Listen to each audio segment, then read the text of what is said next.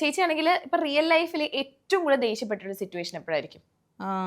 ദേഷ്യപ്പെട്ടുള്ള situations എൻ്റെ life separated ആണ്. ഞാൻ മാരീഡ് ആണ്, എനിക്കൊരു മോളുണ്ട്. അപ്പോൾ സെപ്പറേഷൻ അങ്ങനെ ഒരുപാട് സന്ദർഭങ്ങളിൽ ഞാൻ ദേഷ്യപ്പെട്ടിട്ടുണ്ട്. ദേഷ്യക്കാരി ആയതുകൊണ്ട് പല പല സന്ദർഭങ്ങളിൽ ദേഷ്യപ്പെട്ടിട്ടുണ്ട്.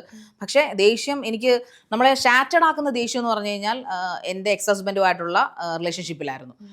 അവിടെ നമ്മളിപ്പോൾ ഒരു ഫാമിലിക്ക് ചെല്ലുമ്പോൾ നമുക്ക് ഇപ്പോൾ എന്താ പറയുക, ഭയങ്കര സൈലൻ്റ് ആയിട്ട് നമ്മളെ ഈ വേട്ടയാടപ്പെടുന്ന ആൾക്കാരില്ലേ, അവരൊന്നും നമ്മളോട് വാക്കുകൾ കൊണ്ട് പറയത്തില്ല, നോട്ടം കൊണ്ടോ മുഖഭാവം കൊണ്ടോ ഇല്ല. പക്ഷെ അവർ സൈലൻ്റ് ആയിട്ട് നമ്മളിങ്ങനെ, അതെനിക്ക് ഭയങ്കര ബുദ്ധിമുട്ടായിരുന്നു. കാരണം നമുക്കവിടെ നമ്മുടെ ഇമോഷൻസ് എക്സ്പ്രസ് ചെയ്യാനും പറ്റില്ല. എന്നോട് ദേഷ്യപ്പെട്ടാലും എനിക്ക് നിന്നോട് രണ്ട് വർത്താനം പറയാൻ പറ്റുള്ളൂ. അല്ലെങ്കിൽ മെഹർ എന്താണ് നിന്റെ മുഖം മാറിയിരിക്കുന്നത്, അല്ലെങ്കിൽ എന്താണ് ഇങ്ങനെയെന്ന് ചോദിച്ചാൽ പുള്ളിയുടെ മുഖമൊന്നും മാറത്തില്ല. പക്ഷെ പുള്ളി നമ്മളോട് കാണിക്കുന്ന ഒരു നെഗ്ലിജൻസ്, ആ സൈലന്റ് മോഡിലേക്ക് പുള്ളിക്ക് അതെനിക്ക് തോന്നുന്നു മനസ്സിലാക്കിയിട്ടുണ്ടാവും. ഞാൻ എന്നെ സൈലന്റ് മോഡിൽ ഇട്ടാൽ ഞാനിങ്ങനെ ഫർണസിൽ കിടന്ന് ഉരുകും. ഞാൻ അങ്ങനെ ഒരു 10 വർഷം അവിടെ കിടന്ന് സഹിച്ചാണ്. അത്രയും മെന്റൽ ട്രോമ തന്നെ. ഫിസിക്കലി എന്നെ 1-2 വട്ടം ഇങ്ങനെ ഉപദ്രവിച്ചിട്ടുള്ളൂ. പക്ഷെ അതൊക്കെ ഞാൻ വേറൊരു ഇതിൽ പറഞ്ഞിട്ടുണ്ട്. പക്ഷേ ഈ പറയുന്ന പോലെ മെന്റൽ ട്രോമകൾ തന്നത്, ഫോർ എക്സാമ്പിൾ പറയുകയാണെങ്കിൽ വഴക്കിട്ട കേസാണല്ലോ എന്നോട് ചോദിക്കുന്നത്. വഴക്ക് കേസ് എന്ന് പറഞ്ഞു കഴിഞ്ഞാൽ പല കാര്യങ്ങൾക്കും വഴക്കുണ്ട്. പുള്ളിക്കൊരു അഫെയറും കാര്യങ്ങളൊക്കെ ഉണ്ടായിരുന്നു, അതൊക്കെ ഞാൻ പിടിച്ചു. പക്ഷെ അപ്പോഴൊന്നും ദേഷ്യം, അപ്പം ഞാൻ ദേഷ്യപ്പെട്ടിട്ടുണ്ട്, ശരിക്കും ദേഷ്യപ്പെട്ടിട്ടുണ്ട്. പിന്നെ കൃത്യമായിട്ട് ഓർമ്മ കിട്ടുന്നില്ല. കുറെ സന്ദർഭങ്ങളിൽ കല്യാണശേഷമാണ്. മറ്റ് വീട്ടിലിപ്പോൾ സഹോദരനോട് വഴക്കിടുന്നു, അല്ലെങ്കിൽ അമ്മയോട് വഴക്കിടുന്നതോ, അല്ലെങ്കിൽ ഫ്രണ്ട്സിനോട് വഴക്കിടുന്നതോ ഒക്കെ നമുക്കൊരു ഇത് കഴിയുമ്പോൾ നമുക്ക് സങ്കടം വരിക. ഇതിങ്ങനെ നമ്മൾ തിളയ്ക്കുമോ, ദിവസങ്ങളോളം കിടന്നിങ്ങനെ തിളയ്ക്കുവാണ്. കാരണം നമ്മുടെ ദേഷ്യത്തിന് മറുപടി ഇല്ല, ഒരു കൺസേൺ ഇല്ല. അങ്ങനെയുള്ള എക്സ്ട്രീം ദേഷ്യം എനിക്ക് വന്നിട്ടുണ്ട്. പിന്നെ ദേഷ്യം വരുന്ന സന്ദർഭങ്ങളിൽ അനീതി കാണിക്കുക എന്ന് പറഞ്ഞു. ഇപ്പോൾ നമ്മൾ ട്രാഫിക് സിഗ്നൽസിൽ കിടക്കുന്ന ഒരു പൗരന്റെ പ്രതിഷേധം എനിക്ക്, അതായത് നമ്മൾ ഫ്രണ്ടിൽ ഒരു ഓട്ടോ പോകുന്നു, അല്ലെങ്കിൽ ഒരു പ്രീമിയം വണ്ടി പോകുന്നു, ഒരു ബെൻസ് പോകുന്നിരിക്കട്ടെ, നമ്മൾ പുറകെ ഡ്രൈവ് ചെയ്ത് പോവാം, ലെഫ്റ്റിലേക്ക് എടുക്കും, ഇൻഡിക്കേറ്റർ ഇല്ല.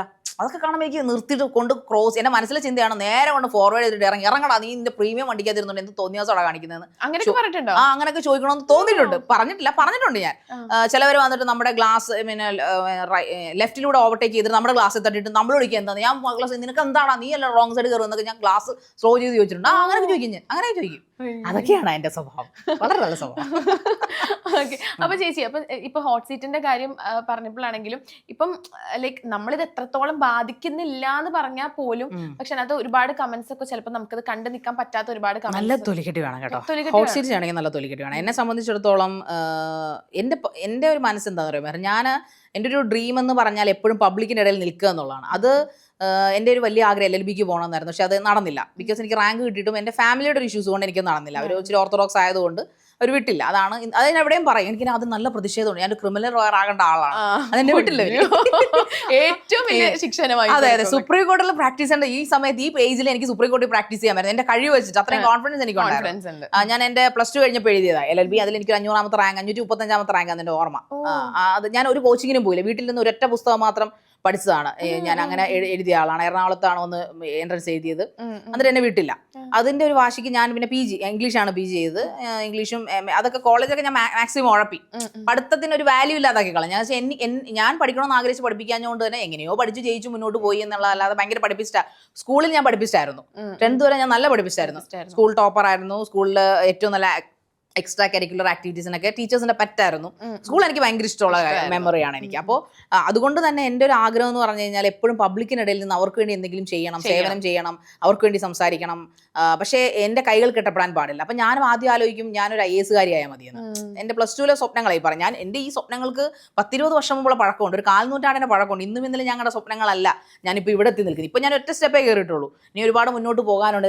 രണ്ടാമത്തെ യൗവനമാണെന്ന് ഞാൻ ചിന്തിക്കുന്നത്. എൻ്റെ ആദ്യത്തെ യൗവനത്തിൽ എനിക്കൊന്നും ചെയ്യാൻ പറ്റില്ല, സ്വപ്നങ്ങളിൽ തന്നെ നടക്കുമായിരുന്നു ഞാൻ. അപ്പൊ എന്നെ സംബന്ധിച്ചിടത്തോളം ഒരു ഡോക്ടർ ആവുക, ഡോക്ടർ അല്ല ഒരു IAS കാരിയാവുക, നമ്മുടെ മമ്മൂക്കട മറ്റേ മുടിയൊക്കെ ഇട്ട് ആ സാധനം. അപ്പൊ ഞാൻ IAS കാരി ആയി കഴിഞ്ഞാൽ എന്തെങ്കിലും ചെയ്യാൻ പറ്റും. പോലീസ് IPS വാണിജ്യോധന കാണുമ്പോൾ പോലീസ് ആയാൽ മതി. അതാണ് ഒരു ഐഡിയൽ ഒരു എന്താ പറയാ പോലീസ് ഓഫീസർ എന്ന് പറയുമ്പോൾ പെട്ടെന്ന് എന്നെ പിന്നെ പോലീസുകാരി തങ്കമ്മ എന്നൊക്കെ ഈ മറ്റേ നെഗറ്റീവ് കമന്റ്, ഇവിടെ തങ്കമ്മയാടാ പോലീസുകാർ തങ്കമ്മയാന്നൊക്കെ പറയും, പൊന്നമ്മയാന്നൊക്കെ പറഞ്ഞു വിളിക്കും. ഇവളെന്താ പോലീസുകാരിയാണോ എന്നിട്ട് ആങ്കറിങ്ങിന് വന്നിരിക്കുന്നൊക്കെ ചോദിക്കും. അപ്പൊ എന്നെ സംബന്ധിച്ചിടത്തോളം പോലീസ്, അപ്പൊ പിന്നെ എനിക്ക് വന്നത് ഇത് ബ്യൂറോക്രാറ്റിക് അടിമകളാണ് അവരൊക്കെ. അവർക്കൊക്കെ ചെയ്യുന്നതിന് ഒരു പരിധിയുണ്ട്. ഞാൻ പോലീസുകാരെ കളിയാക്കൊന്നുമല്ല. അവിടെ എൻ്റെ അച്ഛനൊരു പോലീസിലായിരുന്നു, പിന്നീട് പുള്ളി NRI ആയതാണ്. എങ്കിലും പോലീസുകാർക്ക് ലിമിറ്റേഷൻസ് ആണ്. അവർക്ക് നിയമം നടപ്പിലാക്കാൻ ആഗ്രഹം ഉണ്ടെങ്കിലും പല കാര്യങ്ങളിലും അവർ പിന്നോട്ട് വലിക്കപ്പെടും. എനിക്കത് പറ്റത്തില്ല.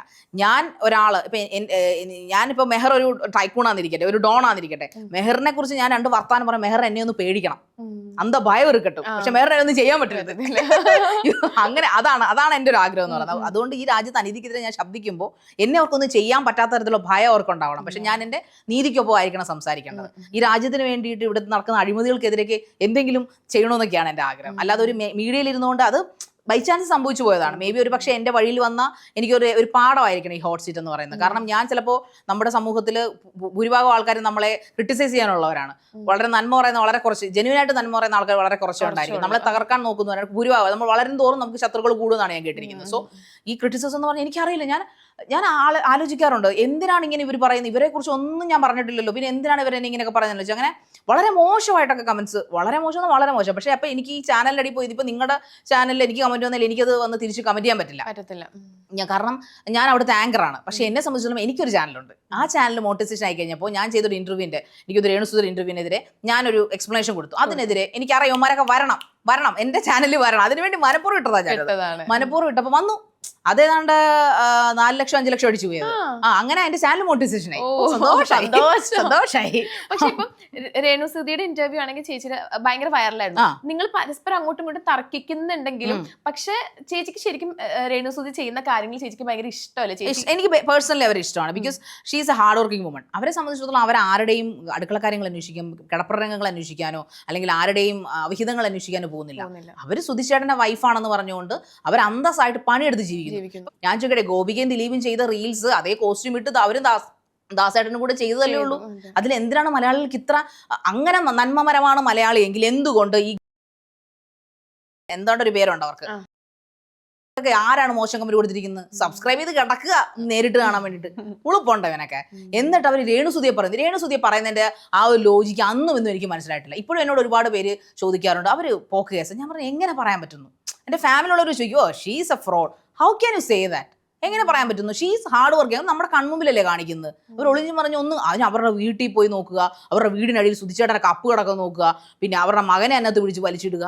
എന്തുവാണ് ഇവർക്ക് ആർക്കും പൈസ കിട്ടുന്നില്ലല്ലോ. പിന്നെ ഒരു മനസ്സും ഒരു അന്തസ്സില്ല. എന്തായാലും പണി കിട്ടാൻ തുടങ്ങിയിട്ടുണ്ട്. യൂട്യൂബ് തന്നെ ഓരോരുത്തർക്കും പണി കൊടുത്ത് തുടങ്ങിയിട്ടുണ്ട്. അത് ചാനലുകാരാണ് ഏറ്റവും വലിയ മാരകം. ഈ ചാനലുകാരെ ഒന്നും രേണുസു ഡയറക്റ്റ് ആക്രമിച്ചിട്ടില്ല, ഒന്നും പറഞ്ഞിട്ടില്ല. നിവർത്തി കെട്ടിട്ടാണ് ശരിക്കും പറഞ്ഞാൽ ഈ ചാനലുകാർ ചെയ്യുന്നതെന്ന് വെച്ചാൽ ഇവര് രേണുസുധീനെ വെച്ച് തന്നെ കണ്ടന്റ് ഉണ്ടാവും. അതെ, രേണുസുധിയെ വെച്ച് വിറ്റ് കാശാക്കി. എന്റെ ചാനലിൽ ഞാൻ ചോദിച്ചിട്ടുണ്ട്, രേണുസുധിയെ വിറ്റ് ഞം കഴിച്ചിട്ട് ഒരു നാണവും ഇല്ലാതെ രേണുസുധിയെ കുറ്റം പറഞ്ഞോണ്ടിരിക്കുക. എന്നിട്ടും അവർ കേസ് കൊടുത്തു. ഇപ്പൊ കുറച്ച് ഒതുങ്ങിയിട്ടുണ്ടെന്ന് എനിക്ക് തോന്നുന്നു. എന്നിട്ടും വിടാതെ കുറെ സൈക്കോ ഇൻഫ്ലുവൻസേഴ്സ് ഇരുന്നുകൊണ്ട് കുറെ, എല്ലാവരും അല്ലേ കേട്ടോ, വളരെ 1 2 3 4 പേര്. ഇതൊക്കെ കാണുമ്പോൾ ചിലപ്പോൾ അവന്മാരെന്നെ മറ്റേ അറക്കാൻ വന്നേക്കും. എന്നാലും കുഴപ്പമില്ല, ഞാൻ എന്റെ ചാനൽ ഇരുന്ന് പറഞ്ഞു, എന്നെ പറഞ്ഞിട്ടുണ്ടോ അവന്മാര്.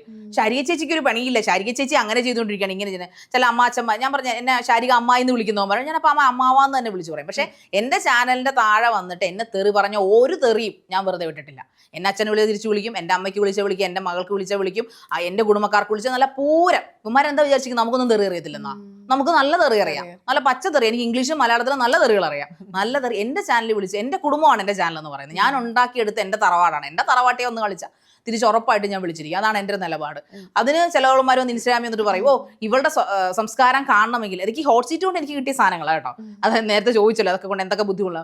എനിക്ക് അങ്ങനെ വന്ന് എൻ്റെ ഇൻസ്റ്റാഗ്രാമിൽ വരെ വന്ന് തെറി പറയാൻ തുടങ്ങി. ഒരു സ്ത്രീകളാണ് കൂടുതലും. സ്ത്രീയുടെ ഫേക്ക് ഐഡന്റിറ്റി ആണെന്ന് എനിക്ക് അറിയത്തില്ല. പക്ഷെ ഞാൻ അവിടെ ഇൻസ്റ്റാഗ്രാമിൽ കയറുമ്പോൾ അവർക്ക് ഫോട്ടോസ് ഒക്കെ ഉണ്ട്, അവർ ഫേക്ക് ഐഡന്റിറ്റി അല്ല. അപ്പൊ അവരെന്നോട് പറയുന്നത്, ഓ ഇവളുടെ സംസ്കാരം എന്താണെന്ന് എനിക്കറിയാം, ഇവള് തെറി പറയുന്നവന്റെ ഇവളുടെ ചാനലിൽ വന്ന് നോക്കിയാൽ ഇവർ കൊടുക്കുന്ന മറുപടി കേൾക്കുമ്പോൾ ഇവള് ചന്തമേരിയാണെന്ന്. അല്ല, എൻ്റെ തന്തയ്ക്കോ എൻ്റെ തള്ളയ്ക്കോ എന്നെ തെറി വിളിക്കുന്നവളെ പിന്നെ ഞാൻ രാജകുമാരി എന്ന് വിളിച്ച് അപസംബോധന ചെയ്യണോ? അതാണ് എനിക്ക് മനസ്സിലാവാത്തത്. വിടലകളാ ഉള്ളത്. ഞാൻ പറയാം, സമൂഹത്തിലിരിക്കുന്ന സൈബർ റോളുകളെല്ലാം വിടലകളാണ്.